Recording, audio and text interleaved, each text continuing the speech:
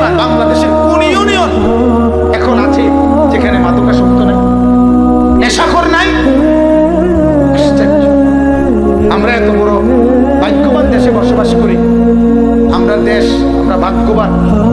আমাদের দেশের বুদ্ধিজীবীরা গত এক সপ্তাহ আগে বাংলাদেশের শ্রেষ্ঠ বুদ্ধিজীবীরা কিছু বুদ্ধি দিছে, সরকারের কাছে বুদ্ধি পেশ করছে যে বাংলাদেশের সমস্ত দোকানপাটে আপনার সর্বত্র খোলামেলা সবখানে মদের যত জিনিস স্বাভাবিকভাবে বিক্রয়ের অনুমতি দেওয়া হোক, যাতে খোলামেলা বিক্রয় করলে এরপরে কিনতে গিয়া শর্মে আস্তে আস্তে কিনতো না, নেশা কমে যাবে। অসাধারণ অসাধারণ মানে কি করতাম না এরকম একজন বুদ্ধিজীবীর আমরা এনে খার করে দেখলাম। আমি বুদ্ধিটা কর মানুষ ধরে কসিন করছে,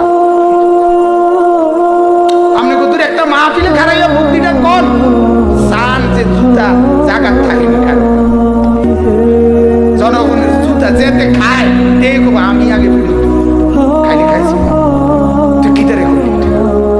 এরা বুদ্ধিজীবী বলেন নাউজুবিল্লাহ, বলেন নাউজুবিল্লাহ। তাহলে এই জন্য বাপ এই সমাজকে বদলাইতে হবে, আর বদলানোর একটাই মাধ্যম কোরআন, রাসূলুল্লাহর সুন্নাত, নবী পাকের হাদিস, আল্লাহ এবং তার রাসূলের, এটাই আমাদের জন্য